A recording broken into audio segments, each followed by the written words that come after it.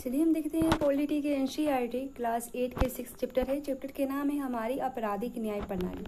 तो जब हम किसी को अपराध करते हुए देखते हैं तो सबसे पहले पुलिस को खबर करते हैं। वास्तविक जीवन या फिल्म में आपने देखा होगा कि पुलिस अफसर रिपोर्ट दर्ज करते हैं और अपराधियों को गिरफ्तार करते हैं। अपराधियों को गिरफ्तार करने में पुलिस की जो भूमिका होती है उसके आधार पर कई बार ऐसा लगता है कि मानो पुलिस ही तय करती है कि कोई अपराधी ही है या नहीं, लेकिन ऐसा नहीं है।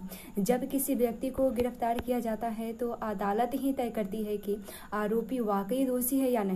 संविधान के अनुसार अगर किसी भी व्यक्ति पर कोई आरोप लगाया जाता है तो उसे निष्पक्ष सुनवाई का अधिकार होता है। क्या आप जानते हैं कि निष्पक्ष सुनवाई का मौका हासिल करने का क्या मतलब होता है? क्या आपने FIR के बारे में सुना है? क्या आप जानते हैं कि सरकारी वकील कौन होते हैं? इस अध्याय में हम चोरी की एक काल्पनिक घटना के जरिए यह समझने की चेष्टा करेंगे कि न्याय पाने की प्रक्रिया किस तरह चलती है और अपराधी के न्याय व्यवस्था में अलग अलग लोगों की क्या भूमिका होती है। ध्यान रखें कि ज़्यादातर मामले उसी प्रक्रिया से गुजरते हैं जिसका हमने अपने काल्पनिक उदाहरण में जिक्र किया है। फलस्वरूप इन प्रक्रियाओं को समझना और आपराधिक न्याय व्यवस्था में अलग अलग लोगों की भूमिकाओं को समझाना महत्वपूर्ण होता है। अगर कभी ऐसा मौका आता है तो यह जानकारी आपके लिए उपयोगी साबित हो सकती है। यहाँ एक कहानी दिया गया है, मैं निर्दोष हूँ। ये कहता है कि मैं निर्दोष हूँ और मेरी सुनवाई हो।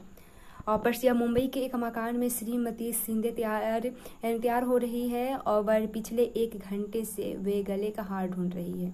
ये बोलती है कि मुझे पक्का पता है कि यहाँ रखा था और कहाँ गया। एक है कि कहते हैं कि जल्दी करो भाई, हमें देर हो रही है, शादी की समारोह में जाना है। श्रीमती जी कहती है कि मुझे मेरी सोने की जंजीर नहीं मिल रही है और उसके बाद दराज में भी नहीं है और मुझे लगता है कि इस शांति ने मेरा हार चुरा लिया है और मेरा कमरे में सफाई करते हुए वह ज़्यादा ही समय लगाती है। ऐसे करके चोरी का इल्ज़ाम लगाया जाता है। उसके बाद शांति से पूछा जाता है, बोलती है श्रीमती जी, क्या शांति, अब तुम चोरी भी करने लगी हो और वो भी इन सोने का हार? शांति कहती है, नहीं मैम, मैंने चोरी नहीं की है। और उसके बाद ये लोग रिपोर्ट लिखवाने के लिए जाते हैं और रिपोर्ट लिखवाने के जाते हैं और मिस्टर शिंदे थाने में पहुंच जाते हैं। थानेदार कहते हैं कि जी कहिए। और उसके बाद ये कहते हैं कि मैं एक FIR लिखवाने आया हूँ और मेरे घर में चोरी हुई है और घर की नौकरानी शांति ने मेरी पत्नी का हार चुरा लिया है। यहाँ शिंदे साहब के कहने पर सब इंस्पेक्टर राव FIR दर्ज करने लगते हैं और शिंदे साहब सब इंस्पेक्टर राव के साथ घर जाते हैं। और उसके बाद इंस्पेक्टर कहते हैं कि अब मैं इस चोरी के बारे में श्री शिंदे और उनकी पत्नी के बयान दर्ज करूंगा और रुपयों के लिफाफे को सील करके सबूत के तौर पर वह अपने साथ ले जाते हैं और मैं शांति को गिरफ्तार करके थाने ले जा रहा हूँ। उसके बाद मेहरबानी, शांति कहती है, मेहरबानी करके मुझे थाने मत ले जाइए और मैं हार नहीं चुराई हूँ और यह मेरी मेहनत की कमाई है। उसके बाद शांति का भाई सुशील आता है और सब इंस्पेक्टर राव से विनती करता है कि वह शांति को छोड़ दे। इंस्पेक्टर कहता है कि उसने सोने का हार चुराया है और तुम अदालत से जमानत का आदेश लेकर आओ। उसका भाई कहता है, लेकिन मैं वकील की फीस कहाँ से लाऊंगा और उसके लिए कौन जमानती बनेगा? और उसके बाद आपने हमारी सारी कमाई तो सील करके अपने पास रख लिया है। सब इंस्पेक्टर राव सुशील को भी 2 दिन तक हवालात में रख देते हैं और उससे सब इंस्पेक्टर राव और एवं कांस्टेबल पीटते हैं और गालियां देते हैं और वे सब पर दबाव डालते हैं कि वह इल्ज़ाम कबूल कर ले। वे उससे यह मानने के लिए कहते हैं कि वह और उसकी बहन शांति घरेलू नौकरानी का एक गिरोह चलाते हैं और वह गिरोह घरों से गहने चोरी करता है। शिंदे ने पड़ोस से गहनों के गायब होने की कुछ और शिकायतें भी आ चुकी है और जब सुशील बार बार यही कहता रहा है कि वह निर्दोष है और फैक्ट्री में मजदूरी करता है तो 2 दिन बाद पुलिस ने उसे छोड़ दिया। उसके बाद अदालत ने 1 महीने बाद शांति को जमानत की अर्जी मंजूर कर ली और लेकिन कोई भी 20,000 रुपये के लिए उसका जमानती बनाने को तैयार नहीं था और नतीजन जमानत के बावजूद वह जेल में ही पड़ी रही। वह गहरे सदमे की हालत में है और वह डरी हुई है कि मुकदमे में क्या नतीजा होगा। ये सोचती है कि मेरा क्या होगा, मैं तो कुछ गलत नहीं किया, सिर्फ मैडम के शक की वजह से मैं सलाखों के पीछे आ गई हूँ और हम लोगों ने जो पैसे बचाया था क्या वह कभी भी हमें वापस मिलेंगे कि नहीं। पुलिस ने मजिस्ट्रेट की अदालत में आरोप पत्र दायर किया है और अदालत की ओर से आरोप पत्र और गवाहों के बयानों की एक नकल शांति को दे दी जाती है। शांति अदालत को बताती है कि चोरी के इस झूठे इल्जाम से बचने के लिए उसके पास कोई वकील नहीं है। मजिस्ट्रेट महोदय शांति की दलील सुनकर अधिवक्ता कमला राय को सरकारी खर्च पर बचाव पक्ष का वकील बना देते हैं। संविधान के अनुच्छेद 22 के अनुसार प्रत्येक व्यक्ति को एक वकील के जरिए अपना बचाव करने का मौलिक अधिकार प्राप्त होता है और संविधान का अनुच्छेद 39 के ए में ऐसे नागरिकों को वकील मुहैया कराने की जिम्मेदारी राज्य के ऊपर सौंपी गई है जो गरीब या किसी और वजह से वकील नहीं रख सकते। उसके बाद फिर होता है कहानी के आगे। अधिवक्ता कमला राय शांति से अदालत में मिलती है और उसके बाद ये कहते हैं कि ये मेरे मुकदमे के कागज है और मेरे मालिक ने हार चुराने का झूठा आरोप मुझ पर लगा दिए हैं। और उसके बाद उसे एक कहते हैं कि उसे शांति के बक्से में 10,000 रुपये मिले हैं थे और उन्हें लगता है कि उसने हार बेच कर ही ये पैसा हासिल किया था, लेकिन यह सब दोनों के बजट का पैसा है। उसके बाद अदालत में कार्रवाई शुरू होती है। उसके बाद अदालत शांति पर आरोप लगाती है कि उसने श्रीमती सिंधे का सोने का हार चुराया है और चोरी के हार को बेचकर शांति को जो 10,000 रुपये मिले हैं वे उसी के पैसे हैं। उसके बाद शांति कहती कि मैं निर्दोष हूँ और मेरी सुनवाई हो। और उसके बाद सरकारी वकील राज्य की ओर से मुकदमे में हाजिर होता है और यह श्रीमती एम सिंधे को मुख्य गवाह के रूप में पेश करता है। उसके बाद अधिवक्ता राय बचाव पक्ष के गवाह के तौर पर सुशील और उसके मालिक से कुछ सवाल पूछते हैं और इन दोनों से बयान के आधार पर सुश्री राय यह साबित कर देती है कि शांति के संदूक में मिले 10,000 रुपये सुशील और शांति की कमाई की रकम की भी हो सकती है। और उसके बाद जब मुकदमा खत्म होने की नज़दीक पहुँच जाता है तभी सुशील को पता चलता है कि इंस्पेक्टर शर्मा ने युवाओं के एक गिरोह का भंडा फोड़ दिया है और इस गिरोह के लोग सिंधे के मोहल्ले में गहनों की चोरी करते हैं। श्रीमती सिंधे के बेटे कुछ दोस्त भी इस गिरोह के सदस्य हैं और उनके पास श्रीमती सिंधे का हार बरामद हो गया है। और सुशील यह बात अधिवक्ता राय को बताता है। जब अधिवक्ता राय बचाव पक्ष के गवाह के तौर पर इस सब इंस्पेक्टर शर्मा को अदालत में पेश करती है, उनसे पूछती है कि इंस्पेक्टर शर्मा क्या आप हमें दिखा सकते हैं कि आपने क्या क्या बरामद की है। और ये दिखाते हैं।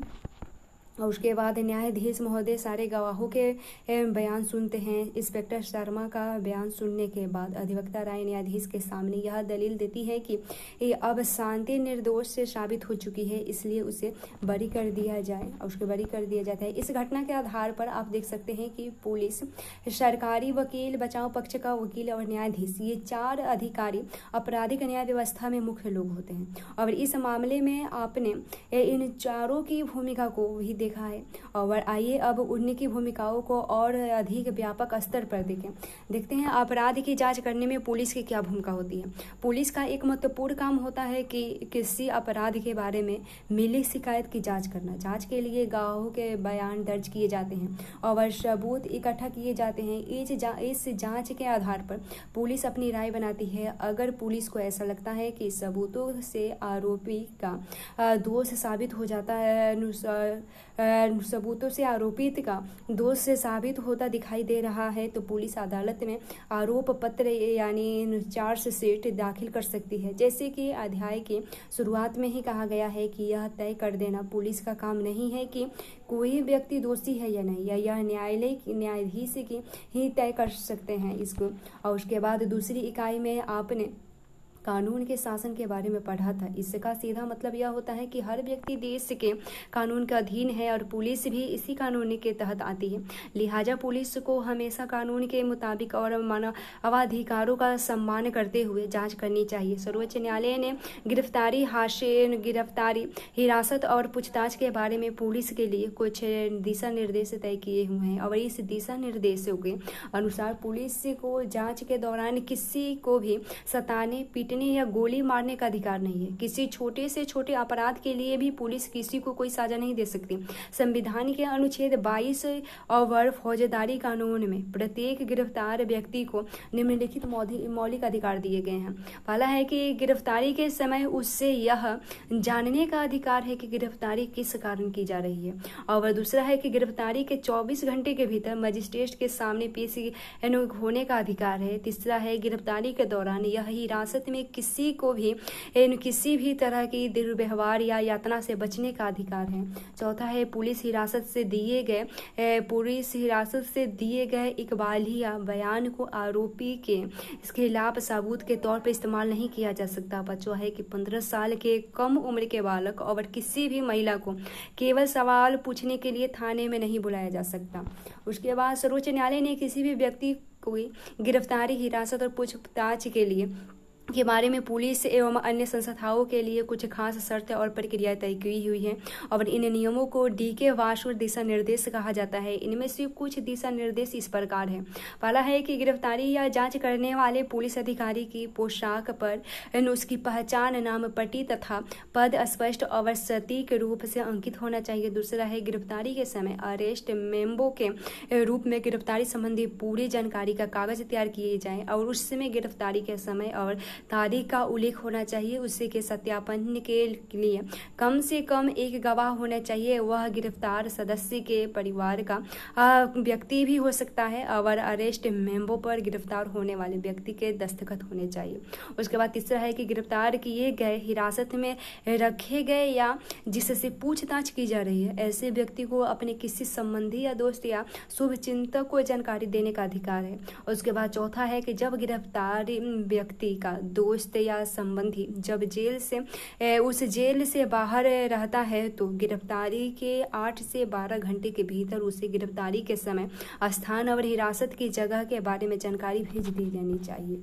उसके बाद यहाँ एक सवाल दिया है शायद कि आइए अब शांति की कहानी पर वापस लौटते हैं और इन सवालों के जवाब खोजते हैं। इसमें जब चोरी के इल्जाम में शांति को गिरफ्तार किया गया तो उसी दौरान सब इंस्पेक्टर राव ने उसके भाई सुशील को भी 2 दिन तक पुलिस हिरासत में रखा। और क्या उसको हिरासत में रखने की कार्रवाई कानूनी सही थी? क्या इससे DK वासु दिशा निर्देश का उल्लंघन हुआ था?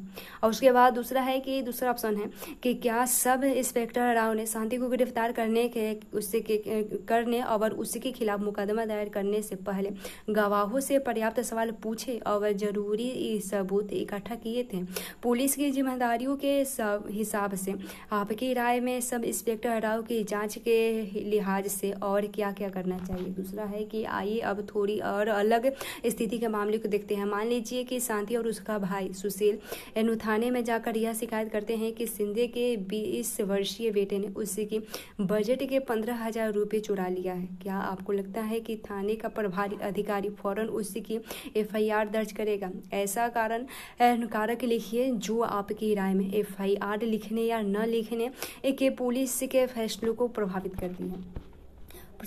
प्रथम सूचना रिपोर्ट देखें यानी प्राथमिकी यानी FIR देखें तो पुलिस FIR दर्ज करने के बाद ही किसी अपराधी के पड़ताल शुरू कर सकती है। कानून में कहा गया है कि किसी संज्ञेय अपराध की सूचना मिलने पर थाने के प्रभारी अधिकारी को फौरन FIR दर्ज करनी चाहिए। पुलिस को यह सूचना मौलिक या लिखित किसी भी रूप में मिल सकती है। FIR के आमतौर पर वारदात की तारीख, समय और स्थान का उल्लेख उल्लेख किया गया है और उसमें वारदात के मूल्य तथ्यों और घटनाओं का विवरण भी लिखा जाता है। अगर अपराधियों का पता हो तो उसके नाम तथा गवाहों का भी उल्लेख किया जाता है। एफआईआर के शिकायत दर्ज कराने वाले का नाम और पता लिखना होता है। एफआईआर के लिए पुलिस के पास एक खास फॉर्म होता है और इस पर शिकायत करने वाले के दस्तखत कराए जाते हैं और शिकायत करने वाले को पुलिस से एफआईआर की एक नकल मुफ्त पाने की कानूनी अधिकार होती है।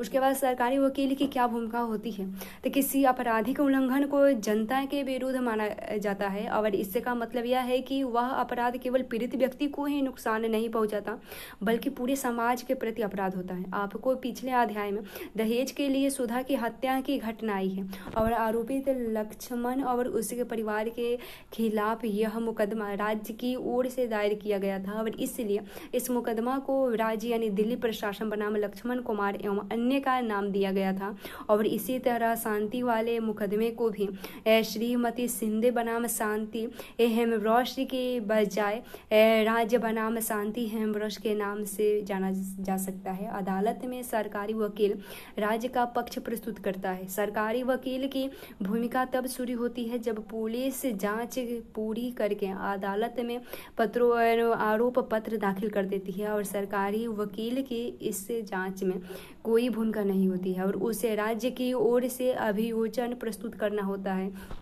और न्यायालय के पदाधिकारी के रूप में उसकी जिम्मेदारी होती है कि वह निष्पक्ष रूप से अपना काम करे और अदालत के सामने सारे ठोस तथ्य गवाह और सबूत पेश करे, तभी अदालत सही फैसला ले सकती है।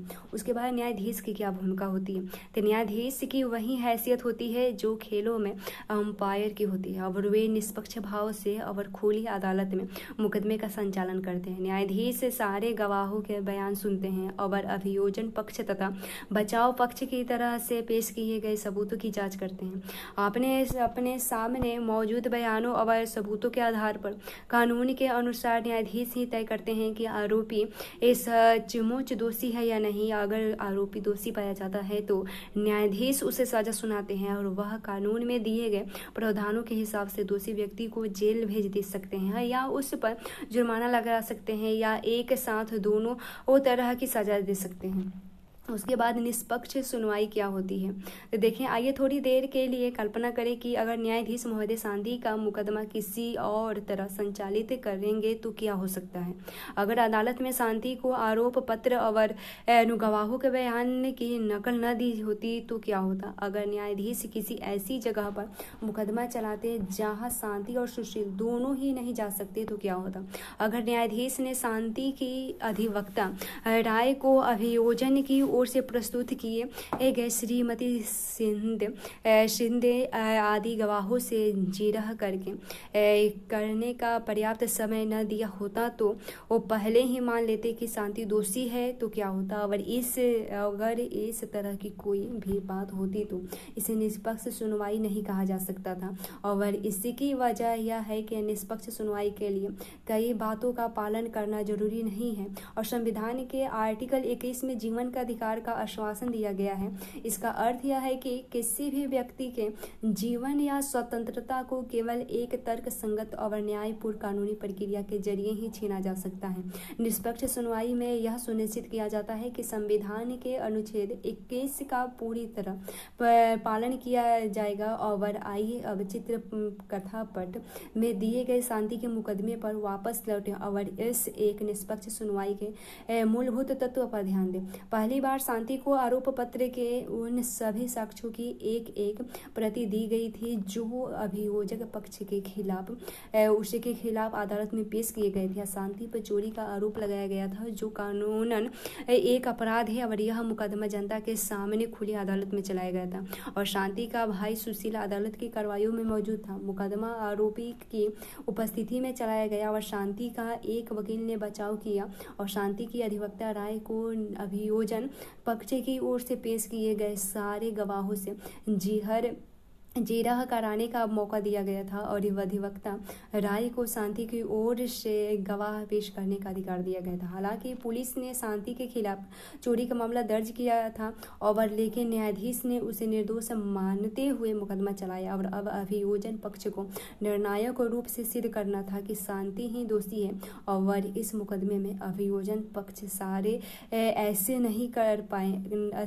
पाया। और महत्वपूर्ण बात यह है कि न्यायाधीश ने अदालत के सामने पेश किए गए साक्ष्यों के आधार पर ही मुकदमे का फैसला सुनाया। न्यायाधीश ने शांति के कमजोर स्थिति के आधार पर बिना सोचे समझे यह फैसला नहीं ले लिया कि वह सचमुच चोर है। इसकी बजाय न्यायाधीश का आचरण लगातार निष्पक्ष रहा और चूंकि साक्ष्यों से यह सिद्ध हो गया कि शांति की बजाय कुछ युवकों ने चोरी की थी, इसलिए उन्होंने शांति को आज़ाद कर दिया और शांति को इसलिए न्याय मिला क्योंकि उसे निष्पक्ष सुनवाई का मौका दिया गया था। और उसके बाद इस अध्याय में हमने जिन लोगों का जिक्र किया, संविधान और कानून दोनों में यह कहा गया है कि उन लोगों को अपनी जिम्मेदारी सही ढंग से निभानी चाहिए और इसका मतलब यह है कि प्रत्येक नागरिक चाहे वह विभिन्न वर्ग, जाति, धर्म और वैचारिक मान्यताओं के हो, उन्हें निष्पक्ष सुनवाई का अधिकार दिया जाए। और कानून का शासन कहता है कि कानून के सामने हर कोई बराबर है। अगर प्रत्येक नागरिक को संविधान के माध्यम से निष्पक्ष सुनवाई का अधिकार न दिया जाए तो इस सिद्धांत का कोई खास मतलब नहीं रह जाएगा।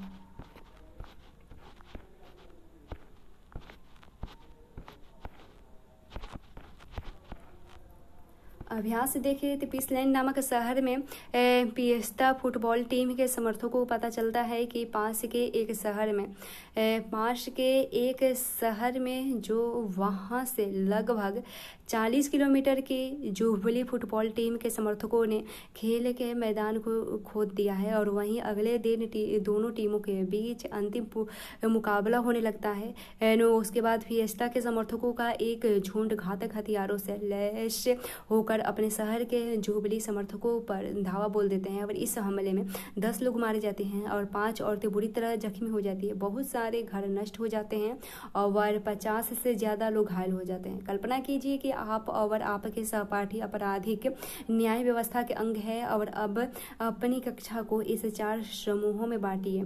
पुलिस, सरकारी और बचाव पक्ष की वकील और न्यायाधीश सुनाई करें।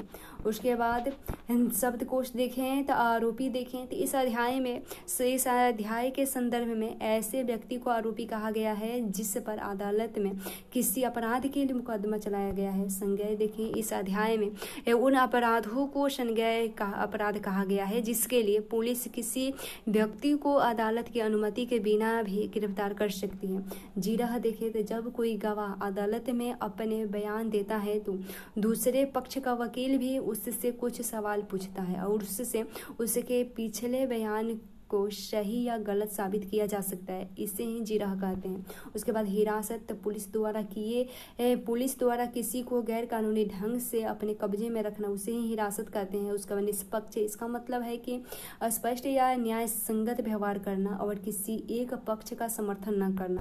उसके बाद देखिए किसी अपराध का आरोप लगाना, तो जब न्यायाधीश आरोपी को लिखित रूप से सूचित करता है और कि उस पर किस अपराध के लिए मुकदमा चलाया जाएगा तो उसे अपराध का आरोप लगाना कहा जाता है। उसके बाद गवाह देखें तो जब किसी व्यक्ति को अदालत में यह बयान देने के लिए बुलाया जाता है कि उसने मामले के संबंध में क्या देखा, सुना या जाना है तो उसे गवाह कहा जाता है।